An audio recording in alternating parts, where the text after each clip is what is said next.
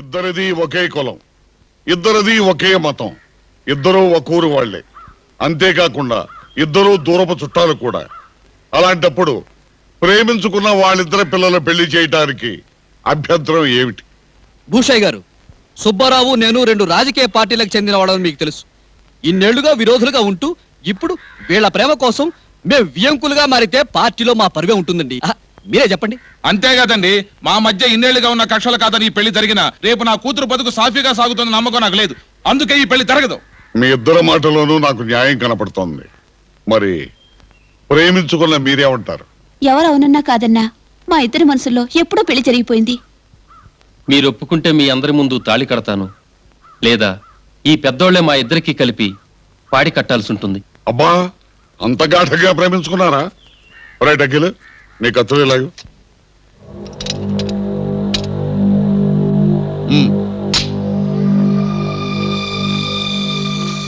రై ఒక టైం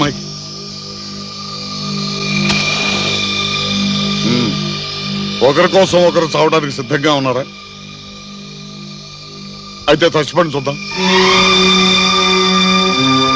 భూషయ్య గారు, నువ్వు ఆగవయ్యా, ఇది పంచాయతీ, నేను చెప్పిందే తీర్పు. చచ్చిపోండి. ఆగండి. రేయ్, మీ తెలివితేటలో నాకు తెలియనివి కావు. ఎవరికి వాళ్ళు పొడుచు చావటం కాదు, ఒకళ్ళు ఒకళ్ళు పొడుచు చచ్చిపోండి. అప్పుడు తెలుస్తుంది మీ ప్రేమలు ఏమిటో. పొడుచుకోండి. ఎవ్వరూ మాట్లాడడానికి వీల్లేదు. కానీ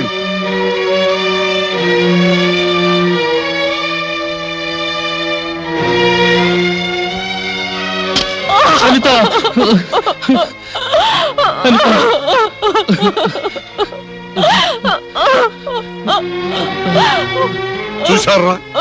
చూశారా వాళ్ళిద్దరూ ఎవరి ప్రాణాలు వాళ్ళు తీసుకోవడానికి సిద్ధపడ్డారు, కానీ ఒకరి ప్రాణాలు ఒకరు తీసుకోవడానికి సిద్ధపడలేదు. ఇద్దరా నిజమైన ప్రేమంటే. అలాంటి ప్రేమికులను విడదీసే మనసు మీకెలా వచ్చిందిరా? మీ రాజకీయాల కోసం, మీ కక్షల కోసం, మీ మెహర్బానీల కోసం ఇద్దరు చిన్నపిల్లల మనసులు విడదీస్తారా? మీరు మనుషులట్రా? దున్నపోతు కుమ్మింది కదా అని తోడు చంపేయటం ఏ న్యాయంరా? ఇప్పుడు చెప్తున్నాను, ఈ నెల 27వ తారీఖు ఉదయం 10 గంటలకి నా సమక్షంలో దేవుని సాక్షిగా పెద్దలు ఒప్పుకున్నా ఒప్పుకోకపోయినా వీళ్ళిద్దరి పెళ్లి జరిగి తీరుతుంది. ఇది పోషాయ తీరు. కసు ఊడ్చి కళ్ళాపి జల్లి ముగ్గులేసే పని ఎప్పుడు తప్పుతుందో, ఆ కోడల మహాతల్లి ఎక్కడుందో వస్తే గాని ఈ పని తప్పదు. అన్నపూర్ణమత, అత్త దొత్త ఏంటి కదా వరుస కలుపుతున్నా? అత్త అని పిలవకపోతే బాలరాజుకి నాకు వరసెట్ట కుదురుద్ది, మా ఇద్దరికి పెళ్ళెట్ట అవుద్ది. ఓసి నీ చెవులు పిల్లి కొరక, మా అబ్బాయితో నీకు పెళ్ళా? అవును, బాలరాజే నాకు మొగుడు. రాత్రి నా కల్లోకొచ్చి తనే చెప్పాడు. అయ్యా, ముగ్గేయటానికే 33 వంకరలు తిరుగుతున్నావు, మా అబ్బాయితో నువ్వేం కాపురం చేస్తావే? బాగా చెప్పావు అన్నపూర్ణమ్మ. బాలరాజు నా ఇంటి అల్లుడు కావాలని ఎన్నేళ్లుగానో అనుకుంటున్నాను. అంత మాత్రం చేత బాలరాజుకి పెళ్ళం అయిపోతుందా ఏంటి? మీరందరూ బాలరాజు కావాలని కోరుకుంటున్నారు, బాలరాజు ఏమో నా కూతుర్నే కోరుకుంటున్నాడు. ఎట్టా, నీ కూతుర్నా? అవునత్తయ్య, బాలరాజు నేను కనిపించినప్పుడల్లా కళ్ళు చికిలించి కిసిక్కు నవ్వుతాడు. నాకు ఏదోలా ఉంటుంది. భూషయ్య మావయ్య, నీకు మళ్ళీ మా జంట చక్కగా ఉంటుంది. పెళ్లి చేసి పెట్టే అత్తయ్య. చచ్చి నాకు కుదరదు. బాలరాజు నన్ను పెళ్లి చేసుకోకపోతే అన్న మన చచ్చిపోతా. అయితే నా కూతురు నేను బావిలో పడి చేస్తాం. బాలరాజే నా అల్లుడు. నన్ను కాదంటే ఇక్కడే కూర్చుని సమ్మె చేస్తా. ఏమిటో మీరు చేసేది? సమ్మె చేస్తా సమ్మె. నువ్వు లెక్క పెడతా, నీ కూతురు ఒక లెక్క పెడతా.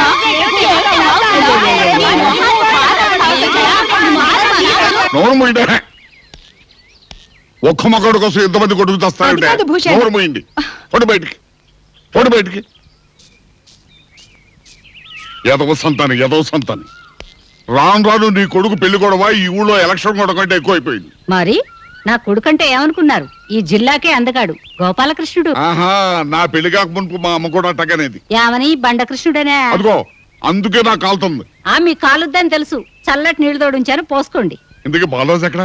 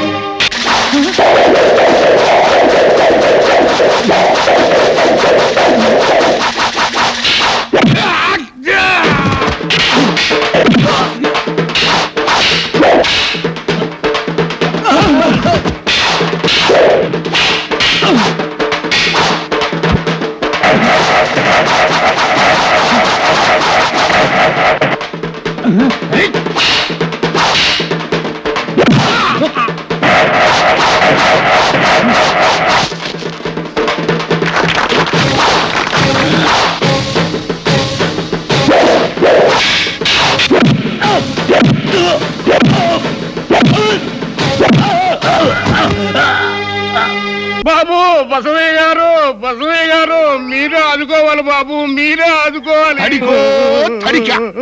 ఆ షుగర్ ఫ్యాక్టరీ సైడ్ నాపరా. అసలు ఎందుకు ఆదుకోవాలరా? నా మనవరాలు కడుపులో బిడ్డ తిరగబడింది బాబు. తిరగబడిందా? మరి దీన్నే అంటారు తిరుగుబాటు తడి కాని. ఎన్నాళ్ళు మీ పనోళ్ళు మా కళ్ళ ముందే తిరగబడేవర్రా, ఇప్పుడు కడుపులోనే తిరగబట్ట మొదలెట్టారు. అయినా బిడ్డ తిరగబడితే ప్రసూతి కేంద్రానికి వెళ్ళాలి గాని పశువులు కొట్టడానికి వచ్చేవాడురా. కేంద్రానికి వెళ్ళాలంటే డబ్బులు కావాలి బాబు. తమరు 1000 రూపాయలు ఇప్పిస్తే బిడ్డను ఆసుపత్రికి తీసుకెళ్తాను బాబు. తమరు కాదనకండి బాబు. ఎట్ట కాదంటారా? నేను ఉప్పు కారం తినే మనిషినే. బిడ్డ అడ్డం తిరిగిన తర్వాత ఎంతకీ ఆవులు ఎక్కడా? మొన్ననే కదా బాబు, ఉన్న 2 ఆవులను తమకే తాకట్టు పెట్టాను. ఈసారికి మా ముసలిదాని మెడలో పుస్తులు తెచ్చాను. ఓరు నాయనో పొద్దున్నే లేచి ఎవడ ముఖం చూశాను రా నన్ను ఇంత పాపం చేయమంటున్నావు? ఒరే ముసిలి తడికా, మంగళసూత్రాలంటే లేడీస్ సెంటిమెంట్ కి సింబల్ రా. పుస్తలంటే పావుతో సమానం. నాకా ధైర్యం లేదు. ఇటు తీసుకెళ్లి ఎవరికైనా అమ్మే 2 ఆవులు కొని వాటిని తీసుకొచ్చి నాకు తాకట్టు పెట్టు. ఎల్లు. నాన్న నీకు బుద్ధి లేదని అర్థమైపోయింది. ఎందుకు బాబు అంత నిర్ణయానికి వచ్చా? వాడు బ్రహ్మాండంగా బంగారం ఇస్తానంటే వదిలేసి ఆ ఆవులు నడుతావేంటి?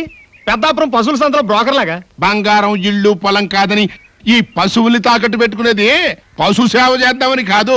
మన పొట్టాయి కూడా అబ్బులు గారు లేరు, ఆయనకి 1000 ఆవులు పోగు చేసి ఇస్తే మనం బంగారం తాకట్టు పెట్టుకుని సొంతం చేసుకునే దానికంటే డబుల్ ఇస్తాన్నాడు. అందుకే ఈ తడిక ప్లాన్. నాన్న ఆయన పేరు అబ్బులు కాదు, గోవుల గోపన్న. ఇవన్నీ చుట్టూ పెట్టుకుని ఫ్లూట్ కొట్టుకుంటారా ఏమో, కృష్ణుడు టైప్ లో. కాదు, ఆయన కంసుడు టైపులే.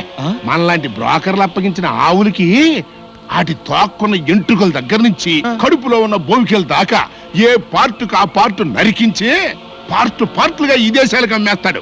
దాని మీద ఆయనకి లక్షల లాభం వస్తే మనకు 1000 బ్రోకరేజ్ పడేస్తాడు. అందుకే కొత్తగా ఈ ఆవుల బ్రోకరేజ్ తడికి మొదలెట్టా. నీచానికి పంచి కట్టి చొక్కా వేస్తే అది నువ్వే, పాపానికి గోచి పెట్టి గొడుగు అందిస్తే అది నువ్వే. లేని వాళ్ళకి అన్యాయం చేస్తావు, ఆడవాళ్ళకి అన్యాయం చేస్తావు. ఇప్పుడు దేవతల లాంటి ఆవులకు కూడా అన్యాయం చేస్తున్నావు. ఆవులతో ఆగుతున్నావా? లేకపోతే ముందు ముందు ఆవుల నుంచి కుక్కల దాకా, కుక్కల నుంచి ఎలకలు, పందులు, చీమల దాకా వెళ్ళిపోతావా?